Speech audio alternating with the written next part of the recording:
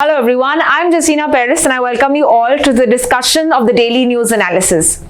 आज है 14th April 2025 and we are going to be seeing important articles from the Hindu and the Indian Express. But before we begin today's discussion, आज का जो दिन है 14th April क्या मनाया जाता है? Most of you have holiday today, right? What do we celebrate? Yes, we celebrate Ambedkar Jayanti. तो अभी हम ये important personality के बारे में कुछ important facts समझेंगे because this is also important from your exam point of view, right? So let's see who is this personality, क्या उन्होंने contribution किया है, ये सब हम जानेंगे. So he was born on 14th April 1891.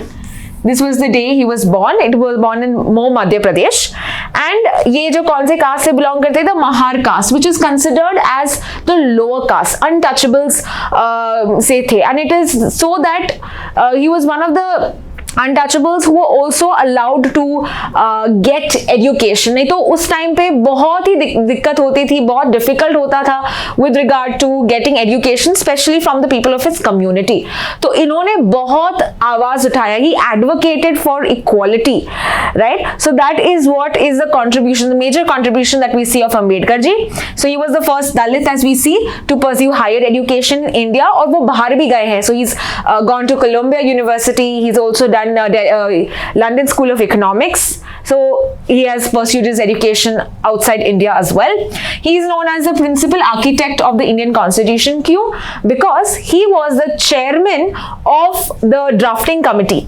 तो drafting committee का काम था to make the constitution, right? So he was the chairman of this and therefore we are indebted to him with regard to our constitution. इनके अलावा उन्होंने बहुत सारे political parties बनाए. कौन से political parties? We have the Independent Labour Party, we have and the later Scheduled Caste Federation. तो ये parties are associated with Ambedkar. ये फर्स्ट लॉ मिनिस्टर बने हैं इंडिया का after independence in 1947. Very important. बहुत सारे बुक्स भी इन्होंने लिखे हैं जैसे कि the annihilation of caste, the problem of the rupee, who are the Shudras, ये सब इन्होंने लिखे हैं. He passed away on 6th December 1956. Chaitya Bhumi is the place where he has been cremated. Apart from that, we have the award that was given to him, the highest civilian award India का जो है भारत रत्न इनको मिला है posthumously, यानी कि मरने के बाद. कब मिला था उनको? 1919 में इनको ये अवार्ड दिया गया था. ठीक है. So this is all the important facts that we see with regard to Dr. B.R. Ambedkar. तो आपको भी अंबेडकर जयंती की बहुत मुबारक. Let's now start with the first article. The first article that we see is with regard to Genome India project. Now what is this project? What is genome sequencing? क्या international में भी कुछ ऐसा ही genome sequencing का aspect है? ये सब हम देखेंगे इस article में. So firstly, let's understand what is the process, what is this genome sequencing जो हमने recently अभी किया है. Genome sequencing जो है ये एक पूरा प्रोसेस है. इट्स अ प्रोसेस कि तुम डिटरमाइन करो तुम्हारे exact order of DNA bases. Now ये डीएनए क्या होता है? Consider DNA as like a recipe book. ठीक है. तो ये रेसिपी बुक में हम देखते हैं कि कैसा आपका आईज का कलर होना चाहिए, कैसे आपके बाल का टेक्सचर होना चाहिए, कैसे आपका स्किन का कलर होना चाहिए, ये सब बताता है through the help of DNA. So DNA consists of 4 nucleotides. ठीक है. 4 कुछ चीजें, 4 alphabets याद रखते हैं. It is made of. So which are the 4 nucleotides? It is adenine, cytosine, guanine and thymine. ये हमने बायोलॉजी में किया होगा. ये 4 alphabets is how the whole recipe book is made up of. ठीक है. So DNA is called the deoxyribonucleic and ये एक मॉलिक्यूल होता है जो आपका पूरा इंस्ट्रक्शंस बताता है कि कैसे आपके अलग अलग चीजें जो है बॉडी को इंस्ट्रक्ट करता है बनाने के लिए. Then we have something known as genes. Now what are genes? तो याद रखना आपके जो रेसिपी बुक में अलग अलग टाइप के रेसिपीज होते हैं वैसे ही हमारे जीन्स होते हैं. they are like paragraphs or they are like recipes. ठीक है, so these recipes or paragraphs which consist of DNA that is called as gene. तो ये जो specific segments of DNA जो information provide करते हैं आपके body को कि क्या करना चाहिए, so each recipe अलग अलग होता है और ये recipes को हम बोलते हैं genes. इनके अलावा we have something known as genome. Now what is genome? Genome is a complete recipe book which has all the alphabets of the DNA, right? Which has all the recipes of the genome. इसका पूरा book को हम कहेंगे genome. So it includes all of the organisms genetic material. Complete set of DNA जो है इसको हम genome कहेंगे. So again if I have to divide DNA, gene and genome, इसको ऐसे याद रखना. DNA is basically the letters, which is the 4 letters that we talked about, A, C, G, T. तो ये जो बनता है अलग अलग, इसको हम बोलते हैं DNA. Whereas genes is like the paragraphs, right? जो आपका set of DNA की बात करें, that tells you what to do. That is called as gene. और ये complete अगर एक book में होता है, इसको क्या कहेंगे? Genome. पूरे body का DNA जो है, हम उसको link करेंगे in the set of genome. So humans में कितना बेस पेयर्स होता है, कितना डीएनए के अगर हम सेगमेंट्स देखें कितना होता है, 3 billion, it's about 3.2, sometimes it's okay, 3.2 billion base pairs, इतने हमारे न्यूक्लियोटाइड्स होते हैं in our body, in a human. जो इंफॉर्मेशन इन्फ्लुएंस करता है, बताता है कि ये डिजीजेस कौन से हैं, फिजिकल ट्रेट्स, ये सब हमको पता चलता है हमारे जीनोम के साथ.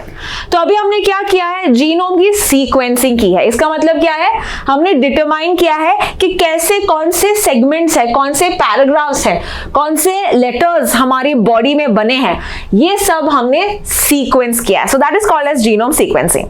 सो now that we understood the process, let's understand India ने क्या किया है. India has made the genome India project. Now according to this project, यहाँ पे हमने कितने लोगों का डीएनए जाना है, सीक्वेंसिंग जाना है, हमने जाना है 10,000 लोगों का जीनोम सीक्वेंसिंग, 10,000 इंडिविजुअल्स. एंड ये जो इंडिविजुअल्स है 83 पॉपुलेशन ग्रुप्स के अंदर, यानी कि we have taken some tribal groups, we have taken some non tribal groups, so 30 tribal and 53 non tribal groups. तो अलग अलग पॉपुलेशन सेट से लिया है, because we are in a diversified country. बहुत सारी डाइवर्सिटी है हमारी कंट्री में, तो इसीलिए उसको मद्देनजर रखते हुए we have taken all of this from different sections. Apart from that, इससे क्या बेनिफिट होगा अगर तुम जीनोम सीक्वेंसिंग करते हो? What is the benefit out of it?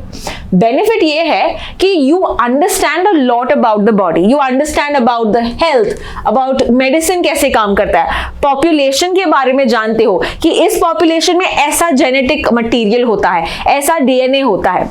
Now normally if you consider 2 individuals, 99% sequencing same होता है, but there is that 1% which actually makes a lot of difference.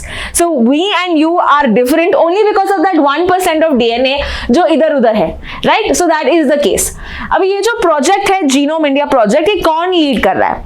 This is led by Center for Brain Research at the Indian Institute of Science जो बेंगलुरु में है. इनके अलावा we also have other institutes that collaborate with the CBRI, which is around 100 scientist यहाँ पे हैं. End of course ये fund किया जा रहा है, पूरा गाइड किया जा रहा है by the department of biotechnology, जो ministry of science and technology के अंदर आता है. So here we see that germline sequencing के बारे में आप जान सकते हो. What is germline sequencing? जो डीएनए आपके पेरेंट्स से आपको पास होता है, right, that is called as germline sequences, that is passed from the parents to us. Whereas some of them are mutated, मतलब आपकी जीन में टेंडेंसी भी होती है कि आप वो चेंज कर सके. सो वो वाले नहीं, we are consisting of mainly the one that is passed from one generation to the next. अबे अगर आप जान लोगे कि तुम्हारा डीएनए सीक्वेंसिंग कैसा है, you are also able to give personalized, tailor-made treatment कि इसमें कौन सा मेडिसिन काम करेगा. That will also be helpful when you understand the DNA sequencing. It also helps to understand कि कुछ ट्रीटमेंट्स फेल होते हैं ना, बॉडी अलग अलग होती है, राइट, हमारी जो बॉडी की फिजिकल प्रॉपर्टीज होती है अलग अलग होती है बिकॉज ऑफ द डीएनए. सो कुछ मेडिसिन मेरे में काम करेंगे, कुछ नहीं काम करेंगे, तो इसका पता भी चलेगा अगर तुम देखते हो कि जीनोम सीक्वेंसिंग कैसा है. So it gives a very important information about a population group, about health of a person, about medicine कैसे काम करते हैं. तो इसीलिए हम ये सब कर रहे हैं. तो 10,000 इंडिविजुअल्स का अभी तक हमने जीनोम सीक्वेंसिंग किया है. Now here you have to understand who had started this project. It was started in 2020 and it was led by who? Professor Vijay Lakshmi Ravindranath. तो ये आपको information very very important. Remember the name, right? क्या ये international level पे ऐसा कोई project है? Yes, we have a project in international. In fact ये international का जो project है इसके basis में हमने Genome India लिया है. तो what is this international project called? This is called as the Human Genome Project. ये फर्स्ट इंटरनेशनल रिसर्चल एफर्ट है ताकि हम पूरा ह्यूमन का जीनोम सीक्वेंसिंग करें. This was launched in 1990, okay, and 2003 में. तो इतने साल लगे to understand a human genome. पूरा उसका सीक्वेंसिंग करने में टाइम लगा बिकॉज आप वो जो प्रोसेस है, of course now we have technology, now we have computers, right, and they work in a very fast manner. उस टाइम पे इतना नहीं था डेवलपमेंट. सो 1990 में बहुत साल लगे and it was completed in 2003 जहां पे 92% of genome was sequenced. Clear? और ये जो था project, it was by the international human genome consortium which had many other international countries also participating, जैसे कि France, Germany, Japan, China, UK, US, ऐसे 6 countries ने इसमें पार्टिसिपेट किया. इंडिया ने खुद का बनाया which is the genome India project. Now let's move to the next article. अगला जो आर्टिकल अगर हम देखते हैं, it is with regard to a space mission. Okay, what is the name of the space mission? The name of the space mission is Biomass Program. Biomass Mission या Biomass Program. और ये किस international agency का space mission है?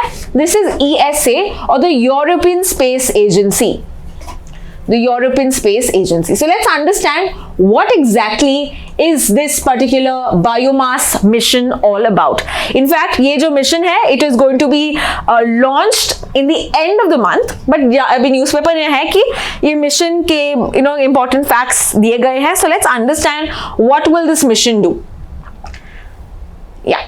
So here let's list down the important points for you to write down, to note it down. तो यहाँ पे याद रखना है कि यूरोपियन स्पेस एजेंसी ने लॉन्च किया है बायोमास मिशन और ये लॉन्च होगा लेट अप्रैल, इस महीने में एंड में.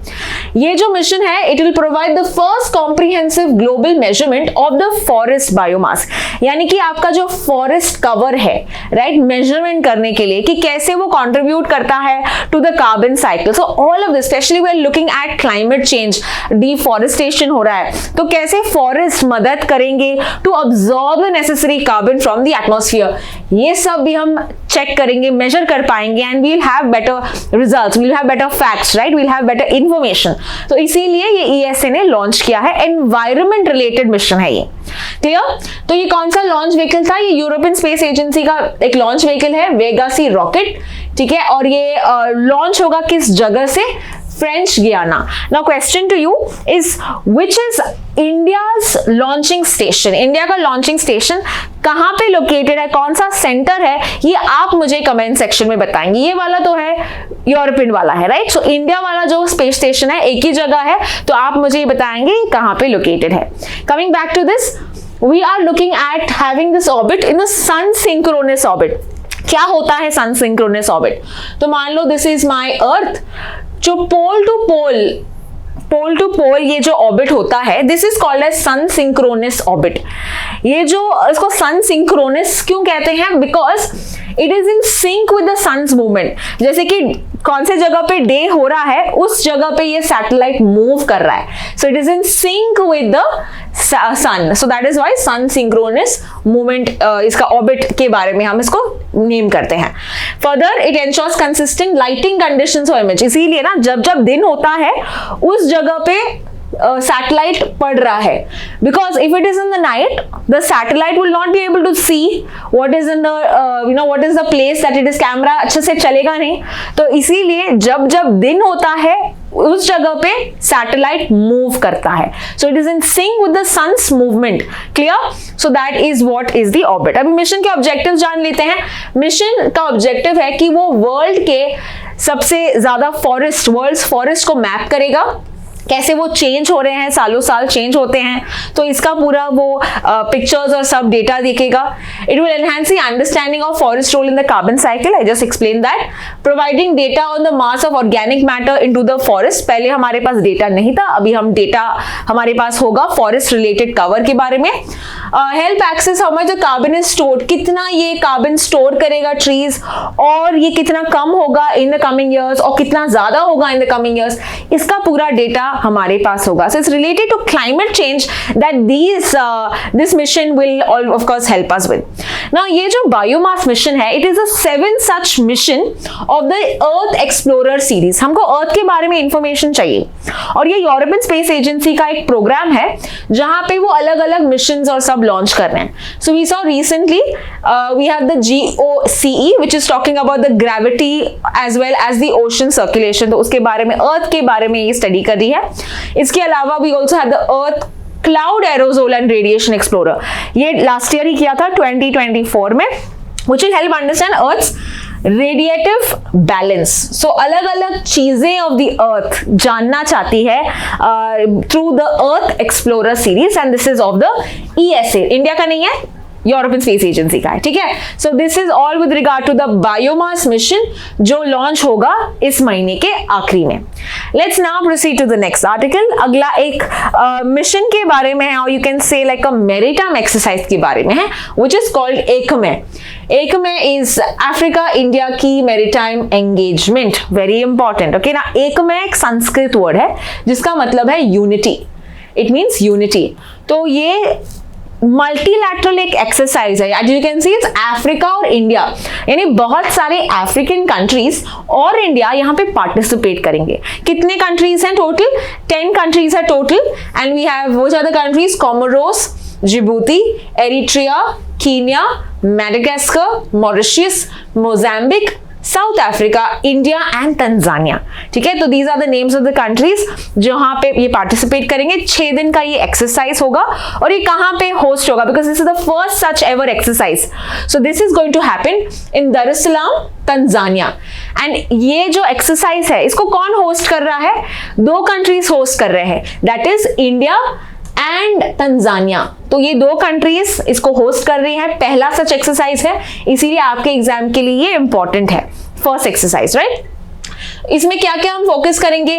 Maritime security, because we know that Africa is our neighbouring continent itself, right. तो मैरीटाइम सिक्योरिटी, पायरेसी को कैसे रोकना, इलीगल जो ट्रैफिकिंग होता है, गुड्स का एक्सचेंज होता है, पीपल का एक्सचेंज होता है, इसको रोकना. फिशिंग जो अनरिपोर्टिंग होता है इसको भी केटर करना, ना, to check on the fisheries as well. तो ये जो है पूरा इस एक्सरसाइज के थ्रू हम टारगेट कर रहे हैं. And you can C INS Chennai जो है, इन्होंने ये अराइव किया है दर एस सलाम to participate in this multilateral exercise जिसका नाम है एकमे. Let's now proceed to the next article. अगला आर्टिकल है DRDO से रिलेटेड. तो DRDO ने रिसेंटली एक टेस्टिंग किया है. What is this testing? Let us see. This is called as the MK2 और the Mark II laser directed energy weapon. तो लेजर की सहायता से हम क्या करेंगे? हम फायर करेंगे इन अ वे कि ये डिसेबल करेगा मिसाइल्स को, डिसेबल करेगा ड्रोन्स को, और स्मॉलर प्रोजेक्टाइल. ओके. तो स्मॉलर यू कैन से मिसाइल्स अगर हमको अटैक कर रहे हैं, या अगर ड्रोन्स हैं, तो हम इनको लेजर की सहायता से इसको डिसेबल कर रहे हैं. That is laser directed energy weapon. तो एक नया कुछ वेपन हम देख रहे हैं which is launch by DRDO. It's called as ड्यू. ओके. तो ये आपको याद रखना है. DRDO के बारे में बेसिक इंफॉर्मेशन आपको जानना जरूरी है. ये फॉर्म हुआ था 1958 में. ठीक है. इसमें बहुत सारी लेबोरेटरीज हैं. वी सी दैट इसका जो हेडक्वार्टर्स है it is located in New Delhi. Clear. And इनके जो चेयरपर्सन है, right, the chairman of DRDO कौन है? Doctor Samir V Kamat. Doctor Samir V Kamat. Okay. So here we see ये जो टेस्टिंग हुआ है ये कहां पे हुआ है? This has happened in the national open air range Kurnool Andhra Pradesh में ये हुआ है. So this is a new development in our defence sector. तो यहाँ पे आपको वन लाइनर्स आ सकते हैं. What is the purpose of the ड्यू, राइट? तो ये आपको क्वेश्चंस आ सकते हैं. Let's proceed to the next article. अगला जो आर्टिकल है, it is with regard to a new development that we see in cancer treatment. और एक रेयर कैंसर है. What is this rare cancer called? Let's this quickly note it down. इस rare cancer का नाम है signet ring carcinoma. ये कौन से बॉडी पार्ट को अफेक्ट करता है? This is affecting the colorectal part. Colorectal part is a part of intestine. ठीक है, ये इंटेस्टाइन का पार्ट है दैट इज अफेक्टेड. और इसको हम सिग्नेट रिंग सेल क्यों बोलते हैं? बिकॉज ये अपीयर, उनके जो सेल्स होते हैं ये कैसे अपीयर करते हैं? सिग्नेट रिंग टाइप, एक रिंग टाइप जैसे फॉर्म होते हैं. That is why you call it as a signet ring cell carcinoma. Now why is this cancer का इलाज important? It's rare but why is it important? Because ये बहुत तेजी से स्प्रेड होता है. It spreads very quickly. Further ये जो आपके ट्रीटमेंट्स होते हैं, जो chemotherapy, traditional treatments are given, इसको अफेक्ट नहीं होता. ठीक है, एंड इसका जो पता भी लगता है आपको बहुत एडवांस स्टेजेस में. सो तब तक द पर्सन के जो ट्रीटमेंट है ऑलमोस्ट हो गया है एंड द चांसेस जो है बहुत कम है. सो दैट इज व्हाई इसका ट्रीटमेंट लेके आना, जल्द से जल्द पता करना was very important. And now कुछ रिसर्चर्स ने किया है इसका काइंड ऑफ स्टडी. कैसा स्टडी है ये? तो लेबोरेटरी में उन्होंने किया है patient derive organoids and patient derived xenografts. इसका मतलब क्या है? So you have the tumors, ठीक है, जो ट्यूमर्स, कैंसरस ट्यूमर्स होते हैं, ये फॉर्मेशन कर रहे हैं, ये ले रहे हैं एंड ये स्टडी कर रहे हैं, इस ट्यूमर्स का ये स्टडी कर रहे हैं और अलग अलग मेडिसिन का इस्तेमाल कर रहे हैं कि कैसे रिएक्ट करता है ये ट्यूमर्स टू दीज मेडिसिन. तो अभी उनको कुछ ज्यादा इंफॉर्मेशन आया है and this will help in the treatment of signet ring cell carcinoma. तो ये एक नया डेवलपमेंट है जो आपको जानना जरूरी है. अपार्ट फ्रॉम दैट, ये जो कैंसर की बात कर रहे हैं, it also spreads to peritoneum. Peritoneum क्या होता है? The inner lining of the abdomen, right, inner lining of the stomach. ये यहाँ पे भी स्प्रेड होता है. So it kind of affects very fast to various parts of your body. While globally it makes up only 1%. If you see, I told you it's a rare disease कि 1% को ये affect करता है, but India में ये बहुत ज्यादा होता है, 10 times more common in India. तो ग्लोबली ये काफी कम है बट इंडिया में ज्यादा है, स्पेशली नॉर्थ इंडिया और सेंट्रल इंडिया में. सो इसीलिए इसका इलाज जानना जरूरी था and therefore we have the scientists who have brought about this particular experiment and they are studying and now we are hopeful कि इसका इलाज भी हो सकता है at a very early stage. So this is all with regard to signet ring cell carcinoma. Let's proceed to the next article. It is with regard to Kerala. Now here we'll see that a lot of articles in the next set are with regard to this particular state. तो ये आप national news में cover कर सकते हैं. Even with regard to CLAT, you can have such questions asked, right? So let's see what is this article all about. तो ये हम देखते हैं कि केरला गवर्नमेंट अभी अप्रोच किया है सुप्रीम कोर्ट को कि जो हमारी बिल्स पेंडिंग है प्रेसिडेंट के पास, उसको तुम असेंट दे दो. और अभी ये ऐसे क्यों कह रहा है कि आप हमारे जो बिल्स पास नहीं हुए ये पास कर दो, deem to pass? Why is it saying that? It is because a few days earlier हमने ऐसा ही आर्टिकल देखा है विद रिगार्ड टू तमिलनाडु. तो तमिलनाडु के ऐसे ही 10 बिल्स थे जो उनके गवर्नर जो है RN रवि, इन्होंने पास नहीं किए थे, इन्होंने बस रखा था. सो ये जो गवर्नर है इन्होंने पास नहीं किए थे, इसीलिए फिर तमिलनाडु अगेन सुप्रीम कोर्ट के पास चली गई और सुप्रीम कोर्ट ने यहाँ पे एक लैंडमार्क जजमेंट दिया कि आप ऐसा नहीं कर सकते और ये जो बिल्स है will be deemed to be having received assent because ये आपने ऐसे रखा है ना. You have to work on the aid advice of the chief minister and the council of ministers, लेकिन आप इनको बस पेंडिंग रख रहे हैं. सो इसीलिए सुप्रीम कोर्ट ने यहाँ पे स्टेप इन किया, इन्वोकिंग आर्टिकल 142 आर्टिकल जो है, it is a special power which is given to the Supreme Court to issue these directives whenever required. तो ऐसे directives इश्यू करना ये सुप्रीम कोर्ट का एक स्पेशल पावर है given under आर्टिकल 142. तो केरला गवर्नमेंट बहुत होपफुल है कि जैसे आपने तमिलनाडु को लिए किया, आप हमारे लिए करो। क्यों, हमारे जो बिल्स हैं पहले गवर्नर, उनके जो गवर्नर है, केरला के गवर्नर है, उन्होंने दे दिए थे द्रौपदी मुर्मू जो प्रेसिडेंट है, तो अभी बस वो रखा गया है। So you consider those also bills to be pass like you have done it for Tamil Nadu. Now this particular incident happened on April 8th and we have covered this in the last week. ये article हमने cover किया था कि what exactly is the powers of the governor. I think Kuldeep sir ने किए थे, but nevertheless we will again revise it, तो आपके लिए एक रिविजन हो जाएगा, right. So what is the power with regard to governor. Governor के पास कौन से पावर्स होते हैं बिल से रिलेटेड। तो मान लो एक बिल पास होता है in the state legislative assembly, right. जैसे कि अगर हम महाराष्ट्र की बात करें, राजस्थान की बात करें, तमिलनाडु की बात करें, उधर की जो स्टेट लेजिस्लेटिव असेंबली है वो बिल पास करती है। ये बिल जब पास होता है, अगर वो एक्ट बनना है, it needs to have the final assent. Okay, तो गवर्नर, स्टेट्स में गवर्नर ही असेंट देता है, और अगर हम सेंट्रल गवर्नमेंट की बात करें, लोकसभा राज्यसभा जब बिल्स पास करते हैं, फाइनल असेंट कौन देता है सेंटर में? प्रेसिडेंट देता है। तो अगर हम स्टेट स्पेसिफिक बात करें, गवर्नर के पास कौन से पावर्स होते हैं? गवर्नर इधर असेंट ग्रांट कर सकता है so that it becomes an act. Second, ये अपना असेंट विदहोल्ड कर सकता है। Now this withholding of assent is different.